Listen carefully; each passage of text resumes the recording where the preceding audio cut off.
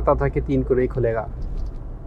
ये क्या चीज़ है, इसके अंतर्राष्ट्रीय नियम क्या हैं, ये आपको थोड़ा सा बता दें। लेकिन उससे पहले 2-3 ज़रूरी चीज़ें। पहली ज़रूरी चीज़ कि 1 अप्रैल को भारत सरकार को $1 बिलियन का कर्जा मिला है विश्व बैंक से कोरोना से लड़ने के लिए। भारत सरकार ने 1 दिन का लॉकडाउन रखा था। उसके बाद WHO से भारत सरकार ने कहा कि अगर लंबे लॉकडाउन की ज़रूरत है तो उसके लिए मदद की आवश्यकता पड़ेगी, और WHO के हस्तक्षेप से विश्व बैंक ने $1 बिलियन, ये होता है लगभग 75 अरब रुपया, ये मैं लिख दे रहा हूँ, हो सकता है कहीं लिखने में गड़बड़ हो जाए तो कहीं कुछ और बता दिए हैं। ये पैसा 29 मार्च के आसपास सैंक्शन हो गया था, जो कि 2 अप्रैल को भारत सरकार को मिल गया था। इसका मतलब ये है कि पैसा मांगते समय भारत सरकार को ये पता था कि अगर ये पैसा मिल जाएगा तो उन्हें अंतर्राष्ट्रीय लॉकडाउन के नियमों का पालन करना पड़ेगा। वो नियम थे 2 महीने का लॉकडाउन, उसके बाद 4 महीने का सोशल डिस्टेंसिंग। मतलब कि जब पहला लॉकडाउन हुआ था उसके बाद जिसको बढ़ाने के लिए पूरी प्रेस कॉन्फ्रेंस हुई थी, दिया मिसाल जलाया गया था, उस समय पता था कि लॉकडाउन 2 महीने चलना है। खैर वो तो अलग की चीज़ें हैं, लेकिन लॉकडाउन जो है फ़िलहाल उस नियम के तहत अगर मैं जोड़ता हूँ 30 मई तक तो चलना ही चलना है, और उसके बाद फिर ये अगस्त या सितंबर तक सोशल डिस्टेंसिंग के नाम पर जाएगा। क्या है उसके नियम, ये बताएंगे आगे चल के। लेकिन उससे बड़ी एक डिस्टर्बिंग खबर जो मेरे लिए डिस्टर्बिंग है, शायद आपके लिए ना हो, ये है कि एक किट घोटाला पकड़ा गया है। किट घोटाला क्या है? Rapid antibody kit. आपने सुना होगा कि चीन ने ख़राब किटें भेजी थी, उसको भारत में लताड़ा, और पूरी कहानी सुनी होगी आपने। वो लगभग कहानी में दम नहीं है। अब ये घोटाला क्या है, बहुत ध्यान से सुनिएगा। भारत की एक मैट्रिक्स नाम की कंपनी ने मार्च के आखिरी में, ये सब लॉकडाउन होने से पहले की बात है, मार्च के आखिरी में चीन से ये किटें खरीदी थी।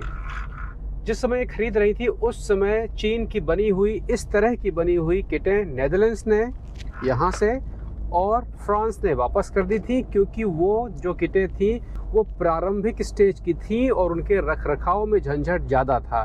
जो नया वर्जन था उसमें रखरखाव में झंझट कम था, तो वो किटें उन्होंने वापस कर दी थी। तकनीकी रूप से वो किटें सही थी।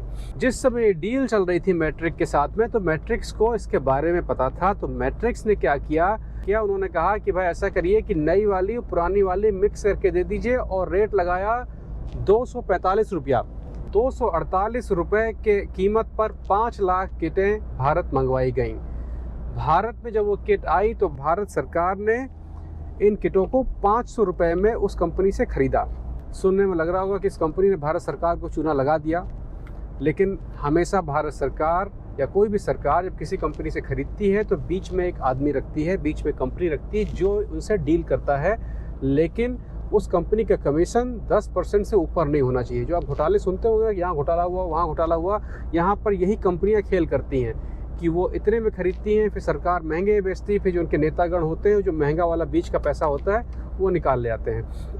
लेकिन ये पोल कहाँ से खुली? पोल यहाँ से खुली कि अप्रैल के मध्य में 12 से 15 अप्रैल के आसपास तमिलनाडु ने यही किटें इसी कंपनी से खरीदी। फार्मा ने जो 500 रुपया किट के हिसाब से बिल भेजा वो शान बायोटेक के नाम से था, शान बायोटेक्स के नाम से था। वहाँ पर तमिलनाडु सरकार को थोड़ा शक हुआ और उन्होंने पता करने की कोशिश की कि इसका हकीकत में रेट क्या है। जब इन्होंने यूरोप में पता किया कि यूरोप में खुदरा मूल्य तो 400 का है और भारत सरकार 500 में ले रही है अपने ही देश में, तो तमिलनाडु सरकार कोर्ट चली गई। तो ये जब कोर्ट ने सारे कागजात हिसाब किताब देखे, कोर्ट ने साफ कर दिया कि भैया आपने चाहे इतने में खरीदा हो, जब अंतर्राष्ट्रीय खुदरा मूल्य 400 का है तो आप 500 कैसे ले सकते हैं। और ये एक आपराधिक कृत्य भी था। इसके चक्कर में मैट्रिक्स कंपनी को सजा भी हो सकती थी।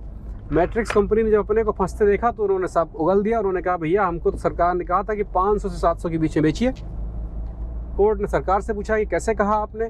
सरकार ने अभी तक कोई जवाब नहीं दिया है। सरकार के पास ये विशेषाधिकार होता है कि जवाब दें कि बाद में दें, क्योंकि इस समय महामारी चल रही, तो उन्होंने इसको फिलहाल रोक के रखा हुआ है। लेकिन जब ये कोर्ट कचहरी चल रही थी, इतना झंझट हो रहा था, एक तो बार सुने आप कि इसके मामले में कोर्ट में कहीं गए थे? ये न्यूज़ कहाँ गई, क्यों नहीं बताई गई? ये कोर्ट कचहरी ठीक उसी समय हो रहा था जब जमाती पकड़े गए थे। जब जमातियों को निकाला जा रहा था, वो लोग थूक रहे थे डॉक्टरों के ऊपर, पकड़े जा रहे थे, कोरोना फैला रहे थे, हिंदू मुसलमान हो रहा था, और सारी की सारी मीडिया, सारी पब्लिक उसको देख रही थी, और इधर कोर्ट कचहरी में काम चल रहा था। इसको अब आप क्या कह सकते हैं ये आप जाने, लेकिन ये समय बिल्कुल वही था। इसकी पूरी डिटेल जो मैं कह रहा हूँ, इसके तथ्य मैं फेसबुक पे डाल दूंगा, और आप में से जो खोजी पत्रकार लोग जानना चाहें वहाँ से वो फाइल डाउनलोड कर लें, फेसबुक पे मिल जाएगी पापा ऑन ड्यूटी वाले पर। फिलहाल मामला कोर्ट में है, लेकिन चूंकि महामारी है इसलिए महामारी का काम पहले होगा।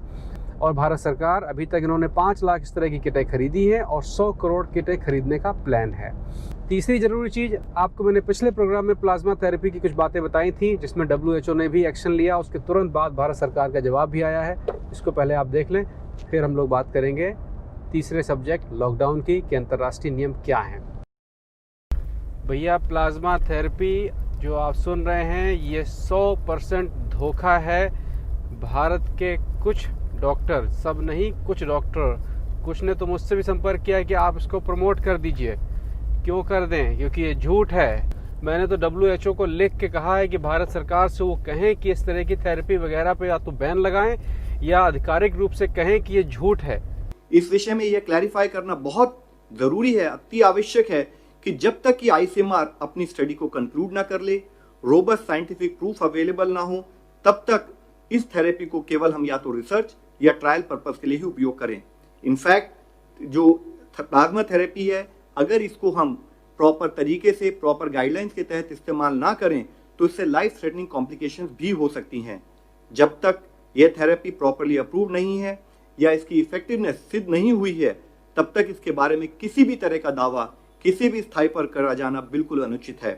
ICMR की स्टडी के बारे में कहीं भी इस प्रकार का प्रयोग पूरी तरह से इलीगल है, और दूसरी तरफ पेशेंट की जान को इससे खतरा भी उत्पन्न हो सकता है। भैया, लॉकडाउन 2 महीने का लॉकडाउन, उसके बाद में कम से कम 4 महीने की सोशल डिस्टेंसिंग, माने 1.5 मीटर, अपने यहाँ 1 मीटर की जगह बना के चलनी है और मास्क पहनना है। सब लॉकडाउन का हिसाब किताब समझ लें। लॉकडाउन कोई दवा नहीं है, उससे कोई आदमी सही नहीं होगा। लॉकडाउन केवल इसलिए है कि सारे एक साथ ना बीमार पड़ जाएं और अस्पतालों में जगह खत्म हो जाए तो इलाज ना हो पाए, बस। इसके अलावा कुछ नहीं है। होगी बीमारी शायद आपको भी, क्योंकि महामारी की परिभाषा ये होती है कि 70 से 80% लोगों को ये होगा, लेकिन एकदम से ना हो जाए कि सारी व्यवस्था बिल्कुल चरमरा जाए। इसलिए वैश्विक रूप से लॉकडाउन पर निर्णय लिया गया कि लॉकडाउन करेंगे, उसकी वजह से बीमारी धीरे धीरे आगे बढ़ेगी, ना कि तुरंत। चूँकि ये लॉकडाउन का निर्णय अंतर्राष्ट्रीय है, इसलिए पूरी सख्ती के साथ इसका पालन किया जाएगा, और इसके लिए सरकार को $1 बिलियन का कर्जा भी दिया गया। कर्जा है, देना है वापस। भैया, ये बीमारी चीन की, और जिस प्लास्टिक के डंडे सुताई हो रही वो भी चीन का।